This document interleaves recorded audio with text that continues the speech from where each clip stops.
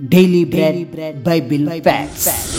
గెత్సేమనే తోటలో యేసుక్రీస్తు ప్రార్థించుచుండగా ఆయన చెమట రక్తపు బిందువుల వలె కారడం నిజమేనా? వైద్యశాస్త్ర ప్రకారం చెమట రక్తంగా మారడం సాధ్యమేనా? ఎటువంటి పరిస్థితులలో చెమట రక్తంగా మారుతుంది అనే విషయాలు ఈ వీడియో ద్వారా పూర్తిగా తెలుసుకుందాం. యేసుక్రీస్తు గారు శిలువ మరణం పొందే ముందు రాత్రి గెత్సేమనే తోటలో ప్రార్థించడం జరిగింది.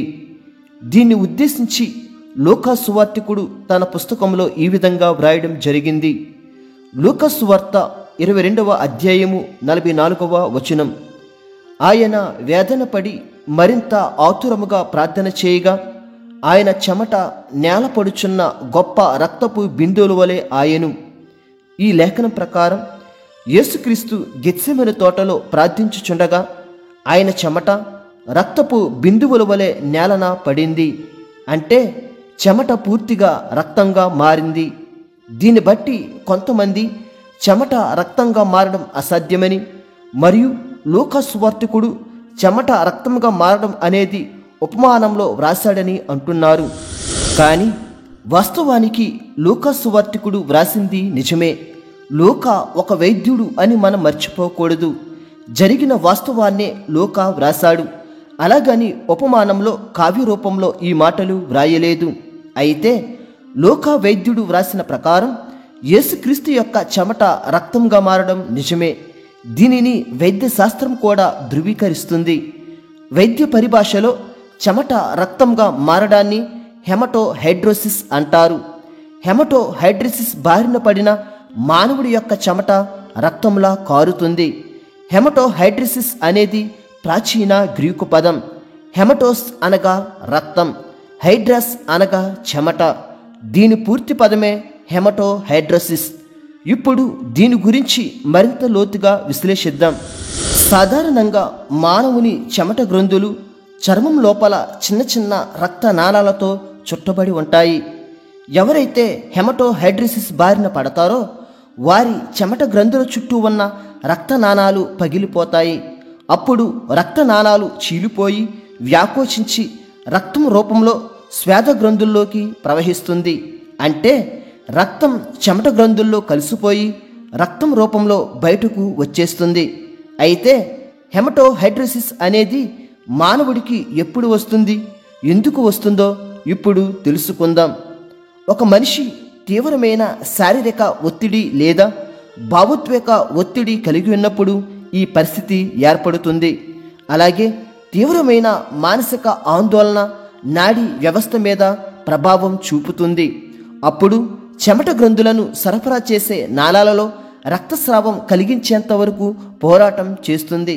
అంటే తీవ్రమైన వేదన రక్తనాళాలను పగిలిపోయేలా చేసి చెమట రూపంలో బయటకు వచ్చేలా చేస్తుంది. అలాగే తీవ్రమైన భయం కలిగినా కానీ హెమటోహైడ్రోసిస్ బారిన మానవులు పడతారు. అప్పుడు చెమట రూపంలో రక్తం వస్తుంది. ఇప్పుడు మనం యేసుక్రీస్తు విషయానికి వద్దాం. యేసుక్రీస్తు గారు గెత్సేమనే తోటలో ప్రార్థించేటప్పుడు ఆయన చెమట గొప్ప రక్తపు బిందువుల వలె నేలన పడింది. యేసుక్రీస్తు గారి చెమట రక్తంలా మారడానికి గల కారణాలు ఏమిటంటే ఈ లేఖనంలో ఆయన వేదన పడి మరింత ఆతురముగా ప్రార్థన చేయగా అని వ్రాయబడింది. అంటే యేసుక్రీస్తు అత్యధిక వేదన బాధ గెత్సేమనే తోటలో అనుభవించాడు. అందుకే ఆయన హెమటోహైడ్రోసిస్ బారిన పడి ఆయన చెమట గొప్ప రక్తపు బిందుల వలె కారింది. లూకా గారికి వైద్య పరిస్థితుల పట్ల అవగాహన ఉంది కాబట్టి యేసుక్రీస్తు యొక్క చెమట రక్తంలా నేలను పడిందని స్వయంగా తెలియజేయడం జరిగింది. అయితే చెమట రక్తంగా మారకముందు ఆయన ఎంత బాధపడ్డాడో మరిన్ని లేఖనాలు పరిశీలిద్దాం. మత్తయి సువార్త 26వ అధ్యాయము 38వ వచనం. అప్పుడు యేసు మరణమగునంతగా నా ప్రాణము బహు దుఃఖములో మునిగియున్నది. ఇదే విషయాన్ని మార్కు సువార్తికుడు కూడా 14వ అధ్యాయము 34వ వచనంలో ప్రస్తావించాడు. యేసుక్రీస్తు గెత్సేమనే తోటలో ఉన్నప్పుడు బహు దుఃఖంలో మునిగిపోయాడు. అది ఎంతలా అంటే మరణమగునంతగా ప్రాణం పోయేటంత దుఃఖాన్ని యేసుక్రీస్తు అనుభవించాడు. అందుకే యేసుక్రీస్తు యొక్క రక్తనాళాలు పగిలిపోయి చెమట గ్రంథుల్లో నుంచి రక్తంగా బయటకు వచ్చింది. అయితే ఇంతలా యేసుక్రీస్తు దుఃఖపడడానికి కారణం ఏమిటంటే, గెత్సేమనే తోట ప్రారంభం నుంచి ఆ తరువాత జరిగే సిలువ మరణ ముగింపు వరకు ఆయనకు ప్రతి విషయం తెలుసు. యోహాను సువార్త 18వ అధ్యాయము 4వ వచనం. యేసు తనకు సంభవింపబోనువనియు ఎరిగిన వాడై, ఈ లేఖనం ప్రకారం యేసుక్రీస్తుకు గెత్సేమనే తోట నుంచి సిలువ మరణం వరకు ఏం జరుగుతాయో ముందే తెలుసు. అన్యాయపు తీర్పులు, అపహాస్యం చేయడం, హేళన చేయడం, కొరడా దెబ్బలు కొట్టడం, ముండ్ల కిరీటం పెట్టడం, అరచేతులతో కొట్టడం, ఉమ్మి వేయడం, సిలువను మోయించడం, యెరూషలేము వీధుల్లో త్రిప్పడం, మేకులతో కొట్టడం, చేదు చిరకను అందించడం, వస్త్రహీనంగా చేయడం, బల్లెంతో పడవడం, ఈ విషయాలన్నీ యేసుక్రీస్తుకు ముందే తెలుసు. అలాగే సాధారణంగా ఒక మానవుడు పొందే బాధ కంటే నేను రెట్టింపు బాధను పొందుతానని యేసుక్రీస్తుకు ముందే తెలుసు. యెషయా గ్రంథము 52వ అధ్యాయము 14వ వచనం. నిన్ను చూచి ఏ మనిషి రూపము కంటే అతని ముఖమును, నరరూపము కంటే అతని రూపమును చాలా వికారమని చాలామంది ఎలాగూ విస్మయ పొందిరో. ఈ లేఖనం ప్రకారం ఒక సాధారణ మనిషి కంటే ఎక్కువగా యేసుక్రీస్తు వికృతంగా చేయబడతాడు. అంటే యేసుక్రీస్తు ముఖం రక్తంతో వికారమవుతుంది. ఒక మనిషి పోలికను మించి యేసుక్రీస్తు కొట్టబడతాడు. ఈ మాటలు యేసుక్రీస్తు గారి కంటే ముందే 7 శతాబ్దాల క్రితం యెషయా ప్రవక్త వ్రాసాడు. ఈ ప్రవచనం యేసుక్రీస్తుకు ముందే తెలుసు, ఆయనను ఎంతలా హింసిస్తారు అనేది. అందుకే ఈ విషయాలన్నిటి బట్టి యేసుక్రీస్తు గొప్ప వేదన, అత్యధిక దుఃఖం కలిగి ఉన్నాడు.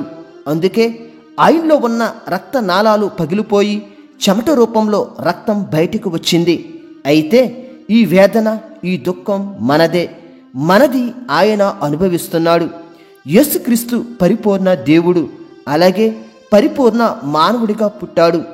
ఆత్మ సిద్ధమే గాని శరీరం బలహీనంగా ఉందని యేసుక్రీస్తు శిష్యులను ఉద్దేశించి గెత్సేమనే తోటలో పలికాడు. ఇది ఆయన కోణంలో చూసిన యేసుక్రీస్తు యొక్క ఆత్మ సిలువ మరణానికి సిద్ధంగా ఉన్నది. కానీ ఆయన మానవుడిగా పుట్టాడు కాబట్టి శరీర సంబంధమైన బాధలు కూడా అనుభవించవలసి వచ్చింది. ఈ విషయంలో ఎంతో మనో దుఃఖానికి, వేదనకు యేసుక్రీస్తు గారు గురయ్యారు. అందుకే యేసుక్రీస్తు గెత్సేమనే తోటలో హెమటోహైడ్రోసిస్కు గురవడం ద్వారా రక్తనాళాలు పగిలిపోయి చెమట రూపంలో రక్తంలా బయటకు వచ్చింది. దీన్ని బట్టి యేసుక్రీస్తు గారు మన కొరకు ఎంత బాధను అనుభవించారో మనం అర్థం చేసుకోవాలి. మన కోసం దేవుడు ఇంతటి వేదనను అనుభవిస్తే మనం దేవుని కోసం ఏం చేస్తున్నామో ఒకసారి ఆత్మవిమర్శ చేసుకుందాం. ఈ వీడియో మీకు ఆశీర్వాదకరంగా ఉన్నట్లయితే లైక్ చేసి సబ్స్క్రైబ్ చేసుకోవడం మర్చిపోవద్దు. దేవుడు మిమ్ములను, మీ కుటుంబములను దీవించునుగాక. ఆమేన్.